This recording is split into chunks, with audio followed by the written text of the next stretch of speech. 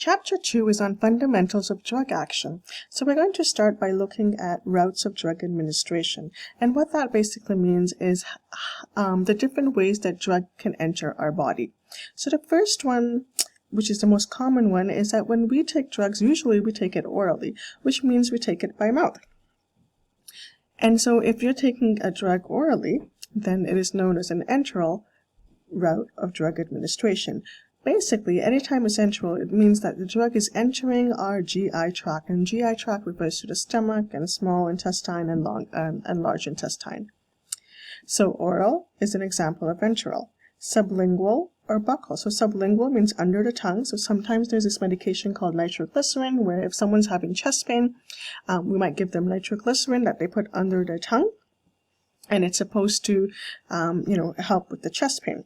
So that, again, because it's going through the mouth and is entering the GI tract, it is considered an enteral route of drug administration. Buccal is when you have medication that you put on the inside of your cheek. And then we have rectal, which is from your behind. So all of those are enteral routes of drug administration. Then we have parentrol. And parentrol is basically when an injection is used. And so if you look over here, there's many different ways you could use an injection to to put drugs into our body. So there's muscular, where it enters the muscle. There is subcutaneous, intravenous. So intravenous is the most common one that you might be aware of. It's the IV. So when you get an IV done, it goes right into the bloodstream. And then there's intradermal, which is in the skin. There's also topical.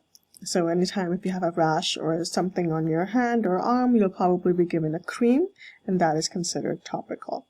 And then this one is not mentioned in the book, but we could also take drugs through inhalation. So let's look at drug absorption. So remember last time we were looking at pharmacokinetics? Oh, I'm sorry, I'm missing a C here. So there should be a C, pharmacokinetics.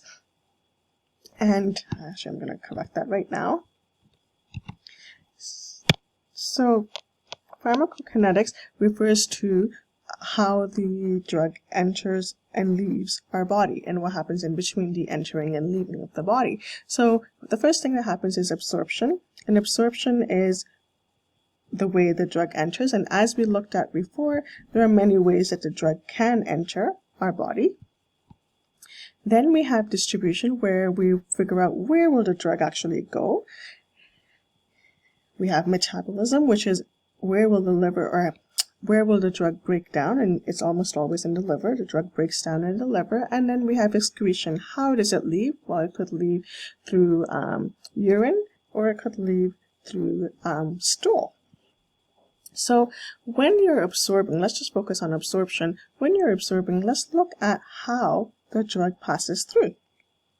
So we have drugs, and we need it to pass through the cell membrane and enter the body. So normally, if you look at drugs, what we like to see is that the drugs are what we say lipid soluble. And what lipid soluble means is that it likes lipid and it'll just go through nicely. This is known as a phospholipid bilayer. Okay, this is the cell membrane, which is made up of a phospholipid bilayer. And so they like lipids. So a lipid drug can just go in very nicely through the lipid bilayer, and that is known as diffusion, simple diffusion, when the drug just enters nicely. We have facilitated diffusion, where the drug needs a channel for it to pass through, so it won't pass through easily. It needs a channel.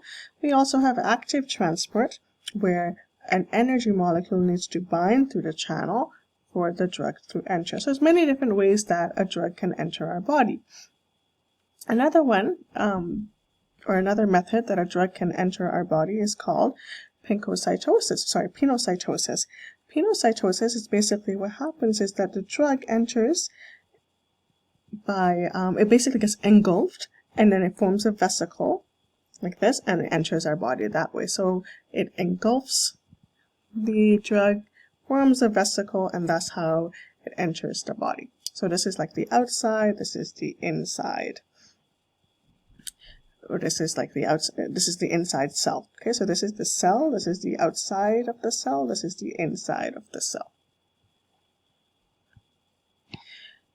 Now, this may sound confusing, But for the purpose of this class, all you need to know is non-ionized and ionized, and how if you have a drug, so here's a drug, and this drug is known as aspirin, so ASA is an abbreviation for aspirin. If an aspirin is non-ionized, and all that really means for the purpose of this class is that there's no charge. So see how here there's a charge, there's a negative charge, but when you combine it with HCl, there is no charge. So this means it's not charged, or it's not ionized. And if it's not ionized, it's lipid soluble, which means that it'll go through easily. So it'll go into the cell easily. The drug will go into the cell easily and do what it has to do. Sometimes when the drug binds to something like HCO3, it forms a charge, and now you can see the negative sign here, it becomes ionized. And when a drug is ionized, it has low lipid solubility, which means it's not going to go through, it'll just bounce back up. So for the purpose of this class, just know that if it is not ionized or not charged, it's lipid soluble, it's going to go through. But if it is ionized, if it is charged, it's going to bounce back. So it will not go through. Here we see a chart of what happens when you take a drug orally. So when you take a drug orally, you swallow the drug, it has to go through the intestines. So that's what it refers to here, intestinal epithelium. Epithelium basically means the outer layer of your intestine. So it gets absorbed through the intestine, the outer layer of the intestine, and then enters the blood, and then it passes a blood tissue barrier so that it can go to where it needs to go. It can go to the target organ. So you take a drug, it goes through the intestines, it then goes to the blood, it then passes the blood tissue barrier. It's just basically a barrier it has to go through. Basically what happens is now it's in the blood, now it needs to leave the blood, so it passes a barrier, it needs to leave the blood and then go to the tooth to make the tooth stop hurting, for example.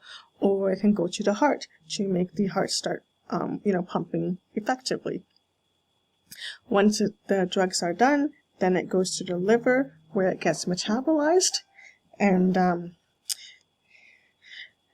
it gets excreted through the through the kidney. So let's recap again. If I take a drug either orally or sublingually, so under the tongue or in my cheek, in my inner cheek rather, it will go through the epithelial layer, which is the skin layer, so the oral epithelium is the inside skin layer, intestinal epithelium is the small intestine or large intestine layer. Then it goes through the blood, so this is the blood, and it goes to the blood. After the blood, it has to go through the organ, to the target organ. So it will pass through the tissue barrier and go to the organ that it needs to go to. Once it's all done, it's going to go to the liver, and the liver will break down the drug. And when it breaks down the drug, it has to leave our body somehow, so it will leave through renal excretion, which is through the kidney, and then urine. Sometimes we will pass it through the rectal excretion. So when we take a drug, any drug, most of the time we follow the first order elimination, or our body has a first order elimination type of reaction. And what that basically means is that when you take a drug, it decreases. So let's say I take a drug over time. So let's say an hour later, the drug won't be as effective. We lose 5 units per hour. Let's just say hypothetically. Then we'll lose, more time passes, we'll lose 2.5 units per hour. More time passes, like maybe 5, 6, 7 hours pass, you'll lose 1.25 units of drug per hour. What you're seeing over here is that as the time passes, you're losing drug from your body, or the drug is being eliminated from your body. What's interesting, however, is that the amount of drug that's being eliminated is different. So first we have a lot of drug being eliminated, 5 units. Then after maybe another hour, we have 2.5 units of drug. Then after another hour, 1.25 units. So you can see that it decreases, right? The amount of drug that gets eliminated after, every hour is less. Look at the zero order elimination where it is the constant. So as the time progresses, so every hour, basically, you're losing a 2.5 units. You're losing a constant amount, 2.5 units per hour. That is zero order elimination. Alcohol and aspirin are the drugs that follow the zero-order elimination, where you're losing the constant or the same units per hour. Most other drugs follow the first-order elimination, where you're losing drugs from your body. It's getting eliminated, but the amount is less and less and less. Okay, so that's the key difference between the two. So all drugs follow the first-order elimination except for alcohol and aspirin. And this is the same thing over here that I just said. So zero order could be, an example is every minute you're losing 2 milligrams. Okay, so as the time passes, you're losing 2 milligrams of your drug from the body. First order elimination is not milligram, it's percent. You're losing 2% of the drug as time passes. So it's a different amount of drug that gets released per minute or per hour. There's something called half-life, and usually it takes 4 to 5 half-lives for a drug to be completely eliminated from the body, completely gone from the body. So if we look at this example over here, I took a drug, I have 100% of that drug inside my body. Let's say 4 hours later, 50% of the drug is now in my body. That's what half-life refers to, where half of the drug is remained. So in 4 hours, let's say the drug's half-life is 4 hours. So in 4 hours, I only have 50% of the drug in my body. Another 4 hours, I have 25%. So half of 50, 25%. Another 4 hours later, I have half of 25. So 12.5% of the drug in my body. And then another 4 hours later, I have 6.25% of my drug. And again, another 4 hours later, I'll have 0% of the drug in my body. When you are given a test question like this, you'll be told what the drug's half-life is. So in this case, it's 4 hours. It could be 8 hours. So then you have to say, 8 hours later, you have 50% of the drug. 8 hours after that, you have 25% of the drug. So this number can change. However, when you look at this example over here, you can see it took 1, 2, 3, 4, and then maybe 5 half-lives for you to get 0% of the drug, or for all the drug to be gone from the body. So that's what it's saying here. Most drugs take 4 or 5 half-lives, so 5 times or 4 times that's the half-life you need to take the drug out of our body. Okay, or that's how long it takes approximately for the drug to be eliminated from the body. There's something called agonist and antagonist, and so let's say this is the drug and this is a receptor that's hanging out by the cell, so the drug needs to enter the cell. If the drug fits perfectly, like this, it's known as an agonist, and now the drug will work and make you feel better. You see over here, it's an agonist drug. It kind of is like a lock and key. They kind of it's a way to think about it. So the lock enters and the key enters and the lock opens, which means it works. The drug is working.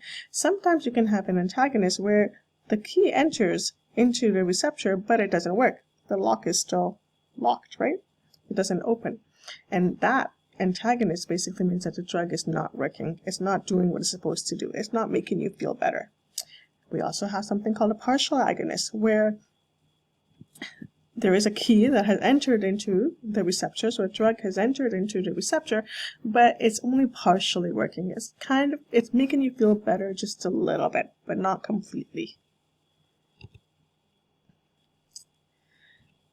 Okay, then there's the dose-response relationship, where if you take aspirin, for example, and if you take the right dose, it's going to work, because you're going to feel better. But if you take too much aspirin, so as the dose get higher and you're taking a lot more aspirin, well, now you're going to, go into hyperventilation state or dehydration, and even death is possible, right? So you need to have this correct dosage for it to work.